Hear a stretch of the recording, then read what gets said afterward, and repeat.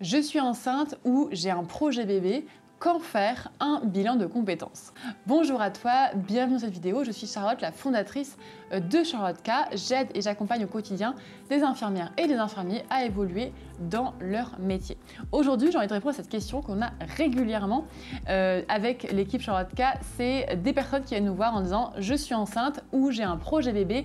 À quel moment est-ce qu'il faut que je fasse un bilan de compétences ou un point sur ma carrière professionnelle? Donc c'est une question qui est hyper intéressante, qui est hyper importante en plus. Du coup, je me suis dit, bah tiens, je vais faire une vidéo comme ça, je vais répondre à tout le monde en même temps sur cette question de à quel moment est-ce qu'il faut que je cale justement un éventuel bilan de compétences pour justement avancer dans ma carrière professionnelle. Donc je parle de bilan de compétences parce que Charlotte K est spécialisée dans la reconversion des infirmières et on fait du coup des bilans de compétences pour aider les infirmières et les infirmiers qui le souhaitent à évoluer ou se reconvertir dans leur métier. Donc la question qu'on a beaucoup, c'est à quel moment est-ce qu'il faut que je me lance?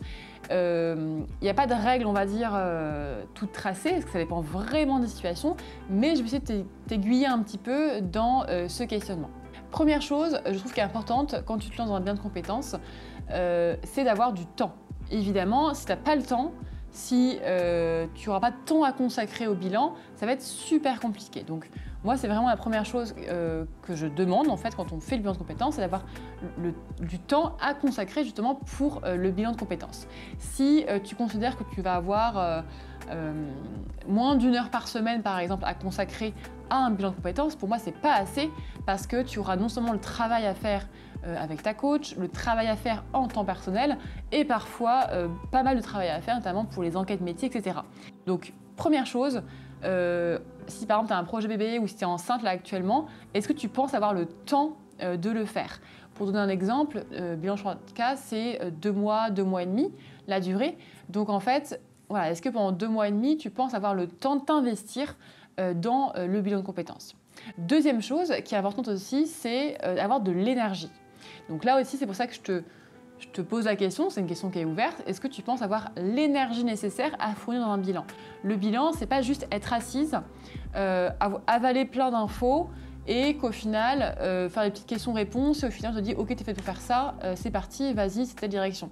C'est pas du tout ça. En fait, il y a vraiment de l'énergie à donner parce qu'il va falloir que tu ailles chercher profondément, au plus profond de toi, tes aspirations, que tu ailles réveiller pas mal de choses, de questionnements sur voilà, c'est quoi le sens de ta vie, c'est quoi la vision du travail, c'est quoi voilà, tout ça pour toi. Tu auras aussi des enquêtes métiers à faire, tu auras aussi des échanges à faire aussi avec le collectif Charlotte K. Enfin, tu vois, ça demande quand même de l'énergie et si tu t'es complètement à plat, ce qui est ok évidemment, mais peut-être que ça va pas être le bon moment pour toi.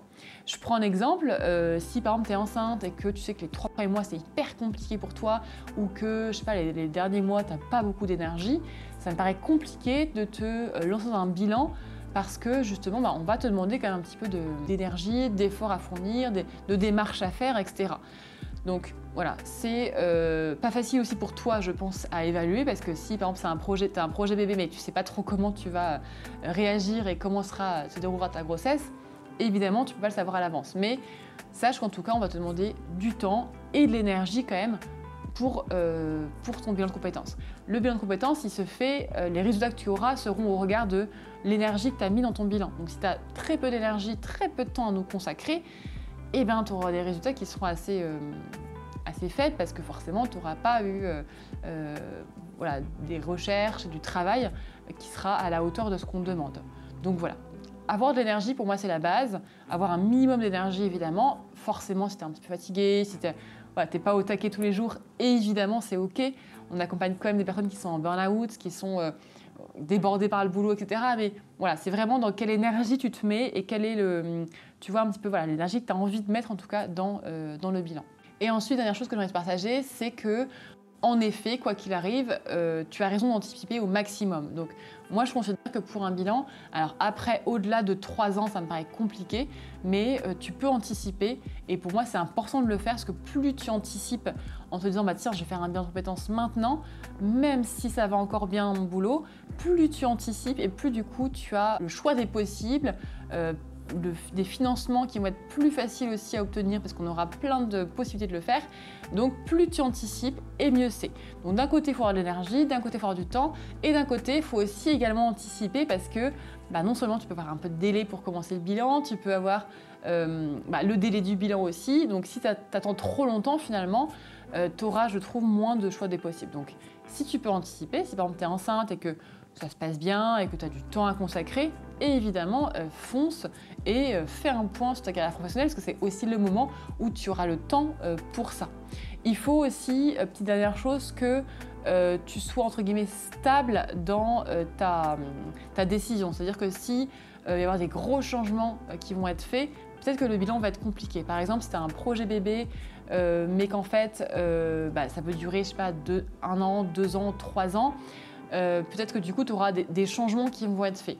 Pour le coup, c'est pas un problème parce que nous, ce qu'on travaille aussi en bilan, c'est plan A, plan B. Donc plan A, je te montre tout de suite par exemple. Plan B, ça prend peut-être 2 ans. Du coup, qu'est-ce que je vais faire pendant 2 ans, quels vont être mes choix de carrière possibles, etc. Donc ça, c'est pas une inquiétude par rapport à ça, parce que c'est vrai que quoi qu'il arrive, nous on travaille le temps A, le temps 2, ou on va dire plan A, plan B, plan C. Donc pour le coup, c'est pas un souci. Mais c'est vrai que plus tu anticipes, et plus ce sera facile pour toi comme pour nous de t'accompagner justement dans ta reconversion ou dans ton évolution professionnelle. Donc voilà pour ça, j'espère que ça aura pu t'éclairer un petit peu.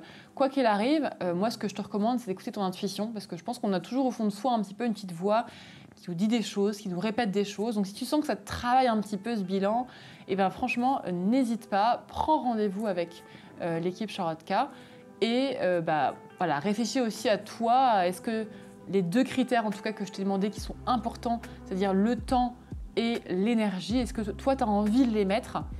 Parce que même si finalement tu manques de temps, si tu as une petite énergie, si tu as la volonté, je pense que j'aurais pu rajouter ce critère-là, la volonté, si tu as la volonté et la motivation, même si tu es un petit peu crevé, même si tu n'as pas beaucoup de temps, ça va quand même porter ses fruits et il y aura quand même des résultats.